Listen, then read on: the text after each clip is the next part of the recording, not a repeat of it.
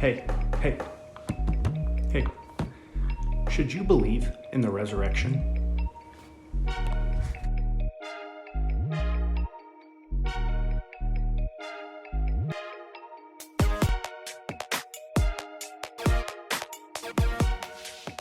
So I think it's a great time to question and ask, do we believe in the resurrection, and should we believe in the resurrection if we don't? And I think it's a good time to ask this because it's Easter. So I want to show you a few clips, but before I do that, I want to talk about the clips and the main clip. The main clip is Bart Ehrman talking about why you shouldn't believe in the resurrection. And this clip actually comes from another person's YouTube channel, which I've linked below. Both these folks are atheists. Bart Ehrman is an agnostic, atheist, American New Testament scholar focusing on the textual criticisms of the New Testament. So just straight up, he's an atheist arguing against believing in the resurrection and why we shouldn't believe in miracles in general. I know some people are going to question me right away, like, why are you listening to and watching an atheist? And let me explain. I personally think it's great to listen to people you don't agree with. I think that can help a lot of our cases today. It's just to listen to people you don't agree with. And I'm not Catholic, but there are some Catholics that I love listening to and that challenge my faith. Matt Fradd is my favorite, but another one is Trent Horn that I listen to, and among others. Those are just a couple, which I'll link both those below, so maybe you want to listen to them, maybe you don't, but they're great people to listen to see what they think and believe. They're very smart. And then I'm not Lutheran either, but I listen to Jordan Cooper, who's again just brilliant, absolutely brilliant. And so these folks, among others, have just challenged me to evolve what I think and to really flesh out what I believe and why I believe it based on the Bible. I want to follow the truest form of Christianity, not something I was brought up on or raised and taught by my parents or the church I was in or the part of the country I was raised in or part of the world I was raised in. And so it's important to listen to other thoughts, I think. And so that's why I listen to not just only Christian, but outside that perspective. I want to know what they think to be challenged myself. And so this is an argument that atheists have for why Christianity is false and inaccurate and wrong to believe it. And so I think this is an interesting piece. And so I want to be challenged on what I believe. And I think that's a good thing, to be challenged on what you believe so that you can reaffirm what you believe with good argument and sound reasoning, or to go like, that's not quite right. And I think that's kind of a piece of the deconstruction argument and the deconstruction process that people go through. And I don't think that's wrong. I think you should be challenged on what you believe and really be able to stand up for it in a good way. So I want to show you the clip now from Bart Ehrman, and I think this is great. I think it's good to be challenged because we don't want to have blind faith, and you'll see in a little bit that the biblical Christian faith shouldn't have blind faith. It should have a I have faith because statement. So to start, let's check out this clip from Bart Ehrman that's actually coming from the other YouTube channel that I've linked below. But here's the full clip that's showed in that YouTube channel on why the resurrection shouldn't be believed as for historical purposes. So here's that. That's the problem with history. It's not like the natural sciences. The natural sciences work by repeated demonstration. And so, for example, if I wanted to show you that bars of iron will sink in that swimming pool and bars of ivory soap will float, all I need to do is to get 100 bars of both and start chucking them in. I'll chuck in 100 bars of iron, they'll sink every time. I'll chuck in the soap, they'll float every time. That gives us a predictive probability of what will happen the 101st time. That's how sciences work, by repeated experimentation. Historians don't have that luxury. Historians can only establish on the basis of surviving evidence what probably happened in the past, and by definition, miracles are the least probable occurrence, or else they're not a miracle. This creates the dilemma for the historian and is the reason why historians cannot prove Jesus was raised from the dead. Historians, by their very nature, establish what most probably happened in the past, but a miracle, by its definition, is the least probable occurrence in the past. The least probable occurrence cannot be most probable. This is the problem with the resurrection. Even if it happened, it defies imagination and cannot be accepted as a historically proven event. Belief in the resurrection. If you believe in the resurrection, it is for theological reasons. The resurrection is a theological assertion about what God did to Jesus.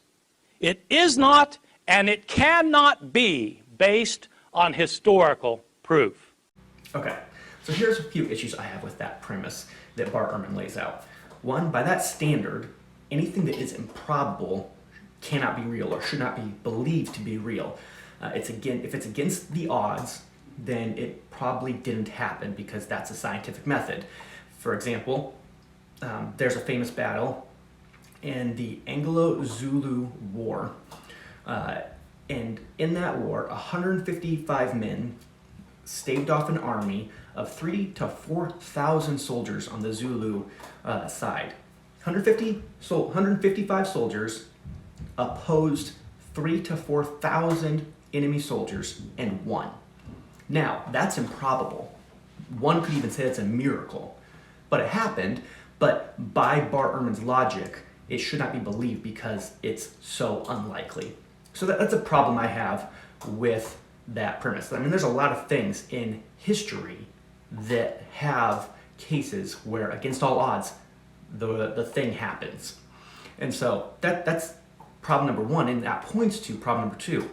History and science are not the same thing. The evidences for each don't quite align. And so the Bible is not a biblically blind faith document.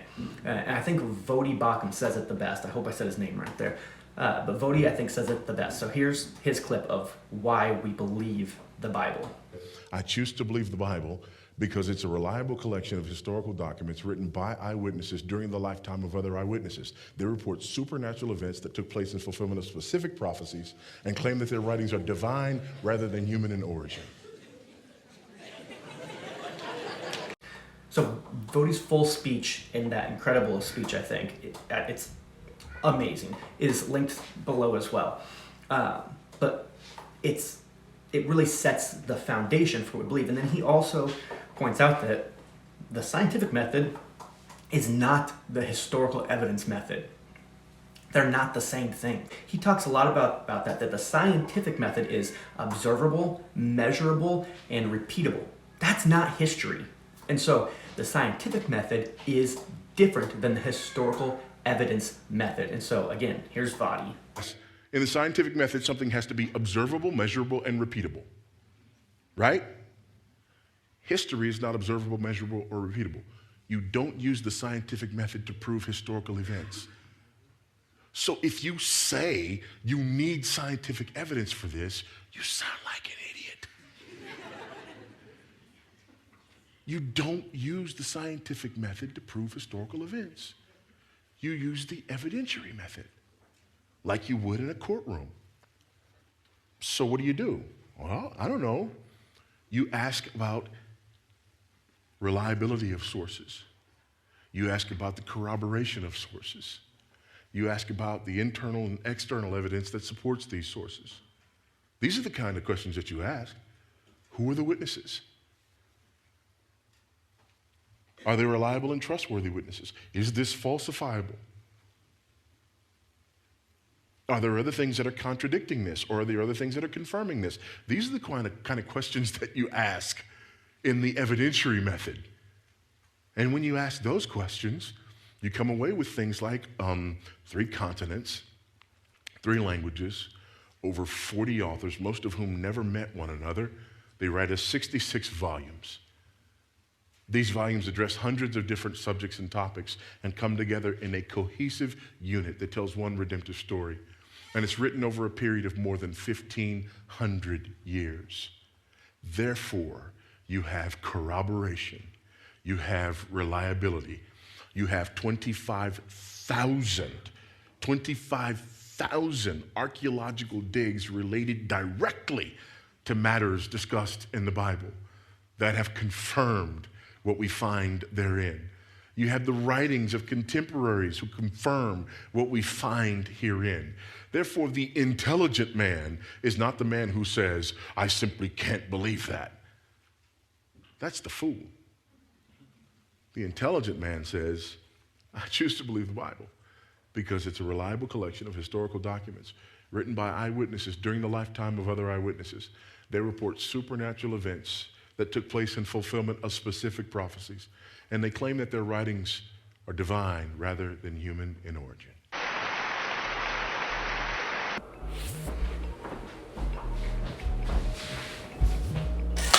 So yes, the resurrection is a true historical event, and yes, the Bible is a true, trusted, reliable document of historical events.